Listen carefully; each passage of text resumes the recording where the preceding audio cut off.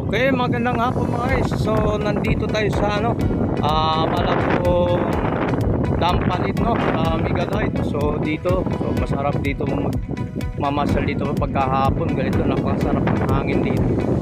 Pag-araw na may mga tukpukan, mga sipot dito, mga isda dito, mga isda. Lalo na mga sipot. So dito, may naglalatag pag-araw ng tingin. So ganun umaga dito ng umaga namin. So dito. So napakasarap na rin ngayon dahil napakasarap ng pakiramdam dito. So mula sa entrada ngayon, punta rito ito yung walang isang labasan ng purito mga dito paik ko.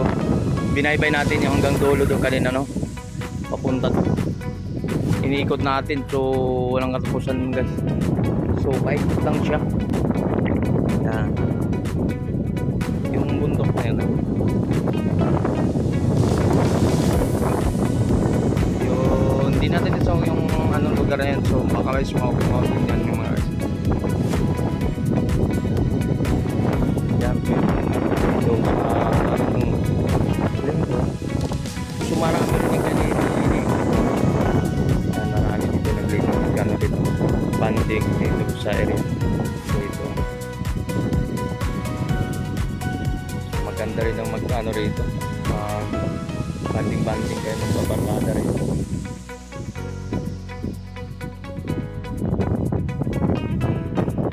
Si Tony Vlog so nandito tayo sa Malabon Migalite. So maganda na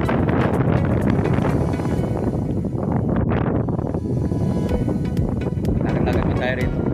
So yan alis na tayo mga guys. So natapos tayo rito. So punta tayo dun sa Malabon Market. May fish port. Malabon fish port. So update tayo about mga lapadan ngayong hapon na to. Na May 30 po na araw ko na ito. Mga dito may silong vlog para update natin mga so nandito na rin tayo sa may Malabon fish port. So ito po yung mga latag ngayon po dito ng araw ng Sabado mga guys. So May 30 na. So ito po yung mga kaganapan po dito sa mga Malabon fish port. So titingnan natin ng mga naglalatag at mga tumpukan dito mga isda mga guys. So hindi ba nagbabago. Yan dito po yung mga so mayroon pa rin ang natin yung yan, may bangus natin 120 isang piraso. Yan 120 tilapia. So yung marang natin yung sa naman natin yung tumpukan ng galunggong 50 pesos lang mga dyan. Ito yung mga latag ng tumpukan ng hapon ng Malabon fish port ito po yung mga tumpukan ng panghapon.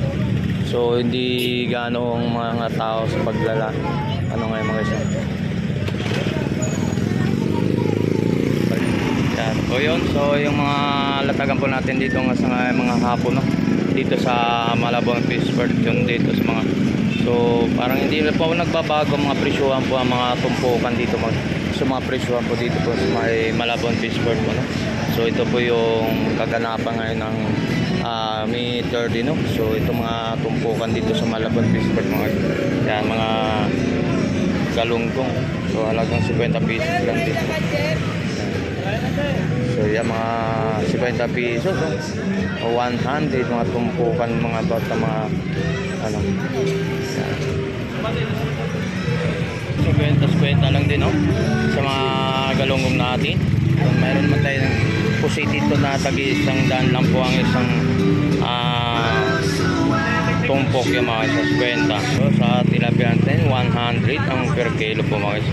Galing Batangas yan tilapia.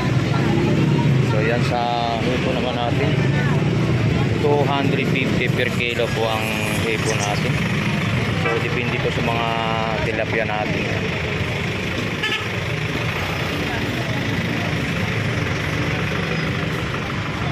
Yan dito sa mga tilapia ito malalaki. So 100 din per kilo. So mayroon man itong isda na pampano. So 300 ang kilo po mga pampano. So meron tong isang piraso na 120, isang piraso na bangus. O depende po sa laki. So 100 ang isang piraso, 150 per piraso. Dito sa sibo. Latag ni ni Boy Bangus, no? So busy si Boy Bangus sa mga latag ni Boy Bangus dito. Yun, sa ipo naman natin 250 per kilo per mga isyan. Sa ipo natin. Yan. Okay. So kaya mga tumpukan, so mga tumpukan dito sa ngayon ang pagkatuwing hapon. So lipat tayo sa kabilang side, no? Kung ano pa dito mga tumpukan dito sa kabilang side. Dito. Yan, mayroon tayo rito mga yun, tumpukan dun sa tumpukan dito po may limasa mga 50 pesos lang. Yan, sa mga tumpukan. So galunggong natin 50 pesos din. Napakadami. Yung mga tumpok natin dito sa araw ng Sabado po, May 30 sa mga tumpok dito. Meron ba rin mga talaba po rito, 50 por no? So nakabalot 50 pesos. So mga talaba natin, 50 din sa mga So meron tayo ditong mga tahong. Tahong magkano yan, kuya? 100. So ito susod sa dagat to? Dagat ang ilog yan. Dagat. So magkano ang ganyan, kuya? 50. Bili tayo ng ganyan para kitaan din natin. So kaya isang takal nga, kuya. Isa ka, kuya. So yan, so sa dagat yung 50 pesos bili tayo. So meron tayong 50 pesos rin daw pang seafood natin. So, mga iba't mga seafood natin dyan, mga guys. So bili tayo. Pabili nga ito, kuya. So 150 lang daw. 150 lang daw. Yan, 150 nalog ni kuya ng tambakol. Yan, so 50. Dito tayo sa suso. So yung gataan natin. Yan, sa mga seafood natin yung mga iso. Mayroon din dito. Namumuli tayo sa mga tumpukan dito, sa mga tumpukan ng mga bangus. So 100 ang 150 ang isang tumpok. Alright, so mayroon naman tayo ito sa mga dilis natin, 70 ang kalahati. Yan. So dito naman tayo. So alamin na natin dito mga about mga latag at mga tumpukan dito sa Malabon Fish Court, no? Yan. So mayroon dapo naman tayo dito sa Dagupan ay 200 po ang isang piraso, mga guys, dahil so napakalaki po ang mga bangus natin galing Dagupan. Alright. So dito naman tayo sa mga tumpukan natin na isa rin po sa sikat dito sa Malabon Fish Court sa mga tumpukan. So sa halagang 50 pesos may ulam ka na. Yan ay tambal tayo. Ang 50 pesos ang isang tumpok. Alright. Galunggong, pangmasang presyuhan, pang ulam ng pangmasa. So dito yung galunggong natin, napakadami. So yan, 50 pesos lang po. So mayroon po tayo ng tambad naman ulit, 50 tambad. So yan, mayroon dito, mayroon na yan sa tumpukan, 50 pesos. So marami po dito na sa halagang 50 pesos na mayroon na po tayo pang ulam sa katulad nito, mga iso. Depende po sa klase po mga isda. Sa pusit natin, mga iso, sa pusit natin ang isang tawag yan, flathead o pinggan. So 100 ang isang tumpok niya dyan, mga iso. Sa mga natin, yung mga vendors natin doon, mga iso. Talagang bukid po, mga guys, no? May 100. So dito may 100 din ang tumpukan ng mga pusit natin. Alright. Yan, oh. Ito po yung mga eksena ngayon sa may Malabon Fish Court, no?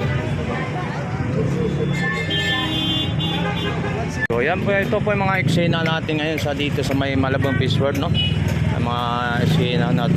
Ito po yung mga latag ng hapon ng Malabon Fish Court, no? So hindi gaano po ang maraming naglalatag, hindi katulad pag araw ng pag umaga talaga, mga guys.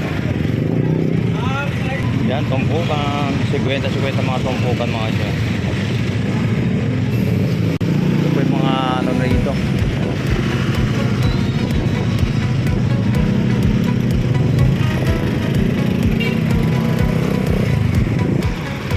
po mga guys, no? So dito tayo ng hapon po tayo dito. Ito po yung mga kaganapan po ng mga tumpukan dito paghapon dito sa Malabon Fishport, no?